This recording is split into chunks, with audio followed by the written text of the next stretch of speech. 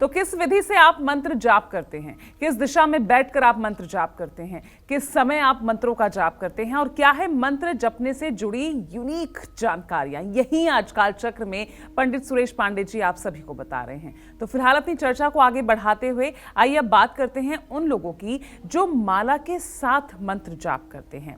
अब ऐसे लोगों को मंत्र जाप करते समय क्या खास ख्याल रखना चाहिए और कैसे मंत्र जाप में उंगलियों का इस्तेमाल करना चाहिए जिससे इनको पूजा का पूरा फल मिले, चलिए जानते हैं पंडित जी से इसके बारे में। तो पंडित जी, मैं विस्तार से चाहती हूँ, हालांकि आपने संकेत तो दे दिए हैं कि किस तरीके से और उंगलियों का किस तरह से प्रयोग करके आप कर सकते हैं मंत्र जाप, लेकिन मैं विस्तार से चाहती हूँ। देखिए, इसके लिए मैं आपको बताऊं कि अपने दर्शकों से कहना चाहूँगा, ये बात या तो एकाग्रता पूर्वक सुन लीजिए और या तो कागज कलम हो लिख लीजिए, क्योंकि संयोग से रोज रोज ये बात मैं नहीं बता पाऊंगा। अगर आप इस बात को जानते रहेंगे तो ये बहुत आपके वक्त पर काम आने वाली बात है। वो बात मैं क्या आपको बताना चाहता हूँ। 5 तत्व से ये शरीर बना हुआ है और 5 तत्व से ही ये पूरे विश्व का निर्माण हुआ है। क्षिति जल पावक गगन समीर, आकाश तत्व, अग्नि तत्व, वायु तत्व, जल तत्व, पृथ्वी तत्व, इसके अलावा कुछ है ही नहीं है। यही 5 तत्व है जिससे ये पूरा संसार आपको दृश्यमान हो रहा है। तो जब आप मंत्र जप करते हैं और माला के साथ करते हैं तो उसकी भी अपनी एक विधि है।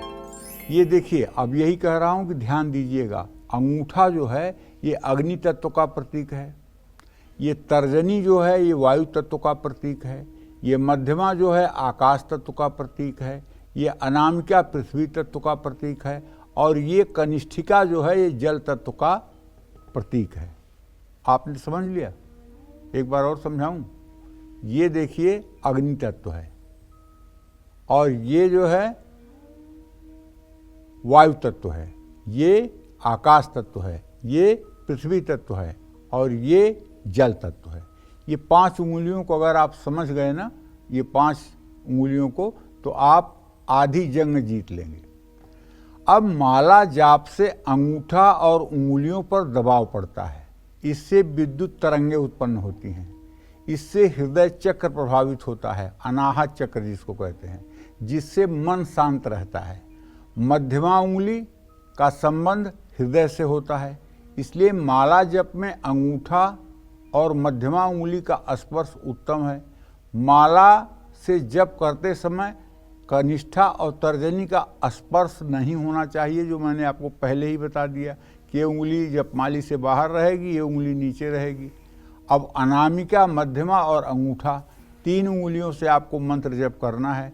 ये मध्यमा खींच करके माला की गुड़िया को आगे लाएगा और अंगूठा खींच के नीचे करेगा और अनामिका अपनी जगह पे तटस्थ रहेगी।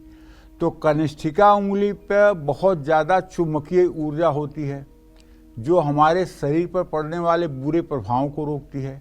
कनिष्ठा उंगली जल तत्व प्रधान होने के कारण मन भटका सकती है, इसलिए माला जप से इसे दूर रखा जाता है। अब आप समझ गए होंगे कि माला में इन 3 उंगलियों का ही प्रयोग क्यों होता है। और जो लोग अज्ञानतावश 5 उंगलियों से माला जपते हैं या ऐसे, बहुत पूछो ना कैसे माला जपते हो, तो ऐसे ऐसे दिखाते हैं, ऐसे जैसे पैसा गिना जाता है ना, ऐसे माने तर्जनी के ऊपर अंगूठा दिखाते हैं, कैसे गिना जाता है, ऐसे नहीं गिना जाता है। हर चीज़ का सनातन धर्म में अपना एक तथ्य है और उसका अपना एक वैज्ञानिक आधार है। ऐसे नहीं है कि जो मन चाहे वही आप कर लीजिए। वैसे कलयुग में तो ऐसे लोग भी दिखाई देते हैं जो खुला माला लेकर के सड़कों पर घूमते हुए आपको दिखाई दे जाएंगे। तो आप क्या करेंगे? किसको किसको रोकेंगे? कहाँ कहाँ रोकेंगे? जिसका जो मन, तुलसीदास जी ने साफ लिखा है, कलिमल ग्रसे धर्म सब, लुप्त भये सदग्रंथ, दम्भिन निजमति कल्पिकर, प्रगट किए बहुपंथ। कलयुग जो है इतना धर्म को ग्रसित कर लेगा कि सदग्रंथों की तरफ किसी का ध्यान ही नहीं जाएगा और पाखंडी लोग नए नए धर्म का विस्तार करके और वही अपना जो है सिक्का चलाना शुरू कर देंगे। तो कहने का आशय ये है कि अगर हम साधु संगत करेंगे और अगर हम शास्त्रों का अध्ययन स्वाध्याय करेंगे और सत्संग करेंगे तो हमें सही चीज़ों की जानकारी होगी। और एक बात बहुत अच्छी तरह से जान लीजिए, बारी मथे घृत होई बरु, सिकता से बरु तेल, बिनु हरि भजन बिनु हरि भगति न भवतरीय, यह सिद्धांत अपेल।